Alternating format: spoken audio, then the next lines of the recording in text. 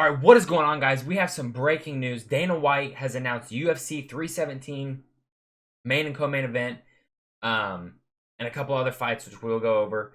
And he also has announced UFC 319 main event only. To my knowledge, I don't think there are any other fights officially announced, at least that I could find on the UFC's page.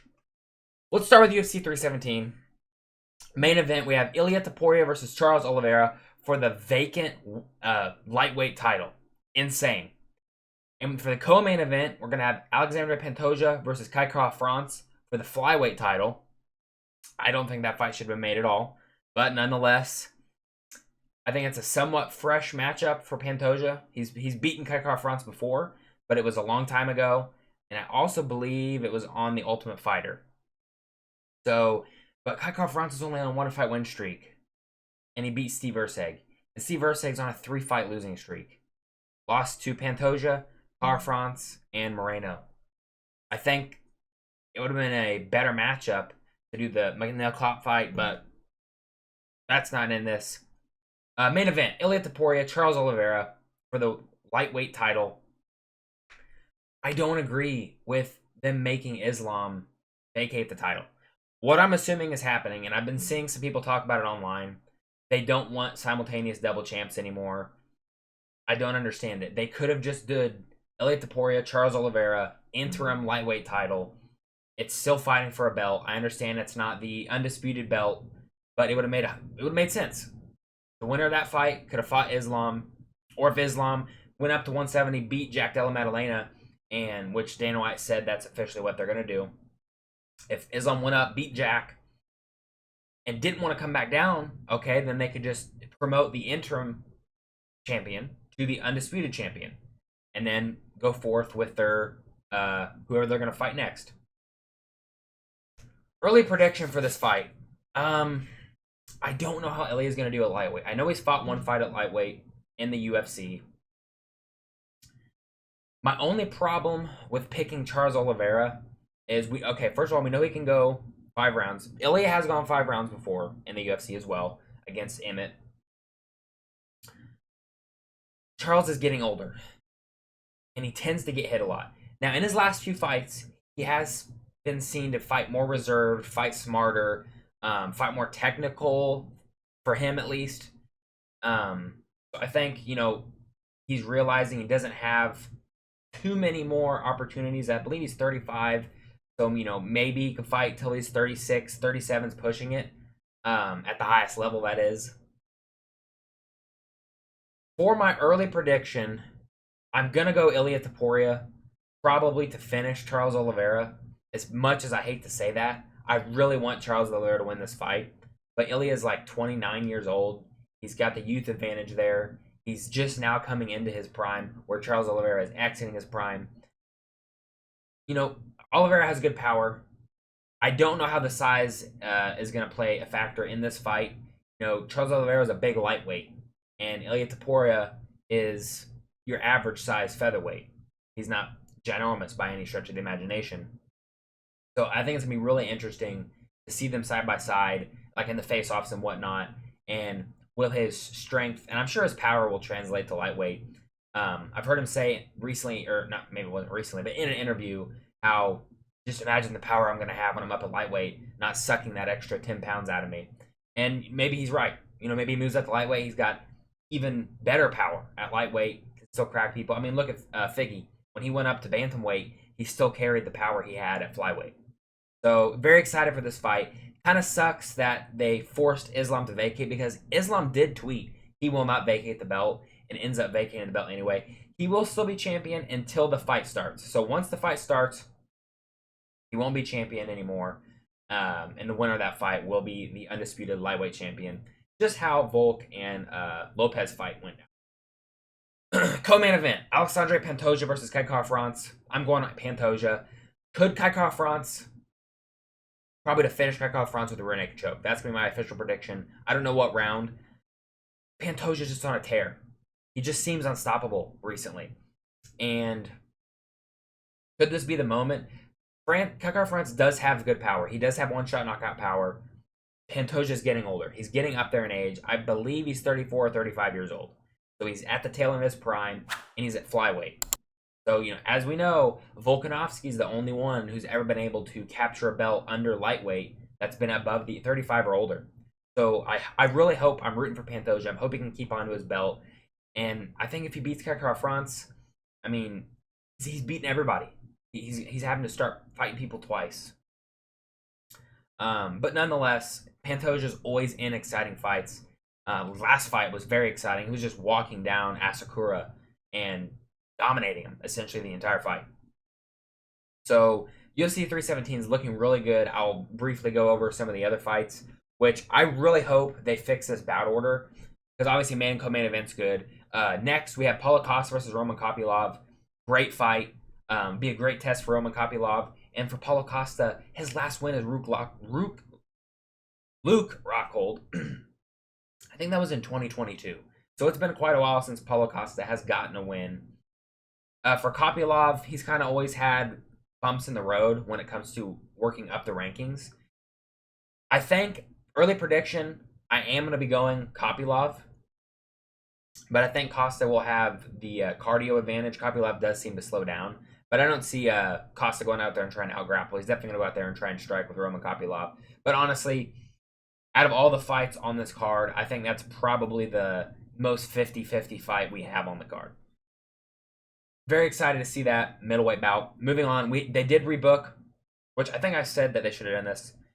They rebooked Beneil Dariush versus Nato Moicano. Again, my pick won't change. Even though Moicano lost to Islam, I was still picking him to beat Beneil Dariush. I still think he will beat Beneil Dariush. I think they're both the same age, so both 35.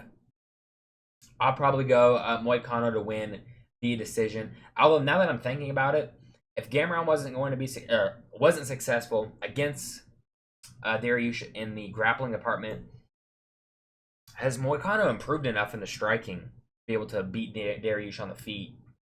I think they're pretty close to the same. So I'm going to go Renato Moicano to win via decision. Then we got Jonathan Deans versus Justin Tafa. Ew, that's a bad fight. Who gives a shit about that fight? Again, I really hope that's not on the pay-per-view. I can't believe I'm going to say this, but Viviana Ujo versus Tracy Cortez probably has more. It's ranked opposition. Like, that should be worthy of the pay-per-view more than Jonathan Deans versus Justin Tafa. Don't care about that fight. Next fight definitely should be on the pay-per-view. We have Brandon Royval versus Manel Kopp. This is essentially a number one contender fight for the flyweight division. Because you have Kakar France fighting Alessandro Pantoja, and if Pantoja beats him, Pantoja says he doesn't want to move up to bantamweight. He says he doesn't need to go up to cement his legacy as one of the greatest flyweights of all time. He's getting close. I mean, obviously not in title defense numbers, but the opposition he has fought versus Demetrius Johnson is way higher level opposition. Would have been awesome to see him and Demetrius Johnson and Pantoja fight. That'd be a great fight to see. But I mean, there's really no one else. Like, you don't do Brandon Moreno, Pantoja. Would it be 4? I think it'll be 4. I know Royval has fought Pantoja twice and lost twice, but if he gets a win over Manel Kopp, there's really nobody else. I think, because Royval has a win over Tatsuro Taira, Moreno. Am I forgetting somebody? Can't remember if I'm forgetting somebody. And then Kopp's come back on a win streak now after his loss to Chimaev, who they should re-sign to the UFC and get him one top 5 win, give him a title shot. So yeah, number one contender fight in the flyweight division for Royval and Manel Kopp. If this was a 5-round fight, I would be very confident in Brandon Royval being able to win.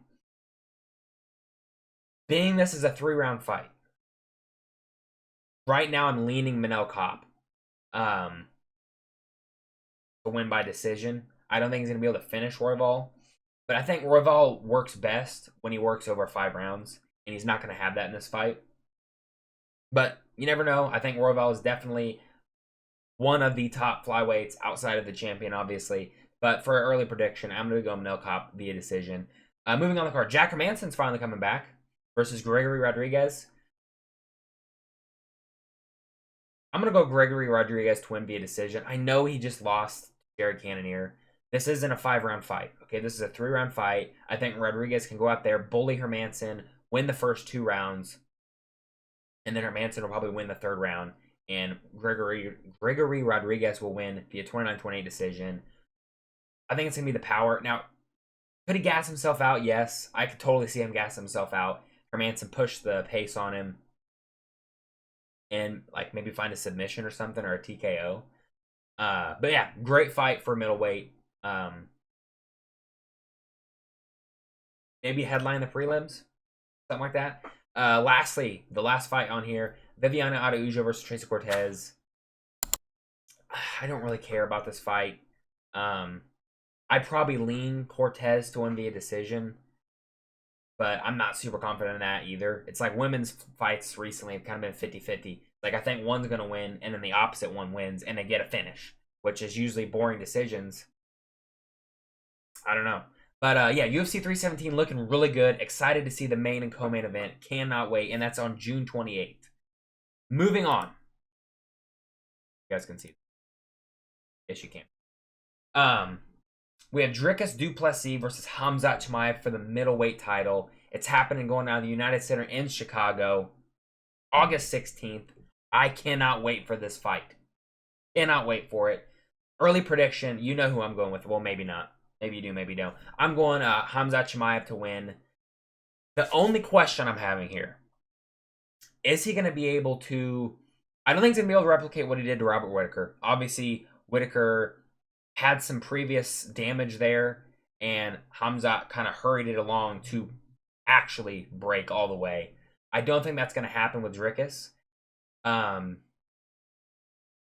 think he probably finishes Dricus in the first 2 rounds. If he doesn't finish Dricus in the first 2 rounds, this is how I see the fight playing out. I see Khamzat winning round 1, 2, and 3. And I see Dricus winning rounds 4 and 5. And Khamzat winning via decision. But I think he's going to probably win via submission. Probably a rear naked choke. I'm going to say within the first 2 rounds, that's how Khamzat's going to win. Am I slightly worried? Yes, I am. I'm not going to lie. I know in the past, you know... He won a hard 3 rounds with Gilbert Burns. That was at welterweight. Dricus is way bigger than Gilbert Burns. Dricus will not quit. He will always move forward. It doesn't matter if he's tired or not. He will push forward. He's not going to give up. I don't think Khamzat is going to either. But he was slowing down a little bit in the Usman fight. So that is kind of my worry there. Will he have the cardio to go 5 rounds? You know, we've seen him go hard 3 rounds, like I said before. Can he kind of pace himself and go the whole 5 rounds if need be? You know, hopefully he goes out there, makes it super exciting, lots of fun scrambles, goes and finishes Dricus du Plessis in the first or second round. Yeah, really excited for this fight. I think it's a great matchup. I cannot wait for it. Can't wait for them to announce. Maybe we'll get a cool co-main event as well. But yeah, let me know in the comment section down below. What do you guys think of these main events? Who are you picking in these main events? Make sure to subscribe if you haven't subscribed already. I'm trying to get to 1,000 subscribers. By the way, thank you guys for 73 subscribers. I really appreciate it. Drop a like on the video. I'll see you guys in the next one. Goodbye.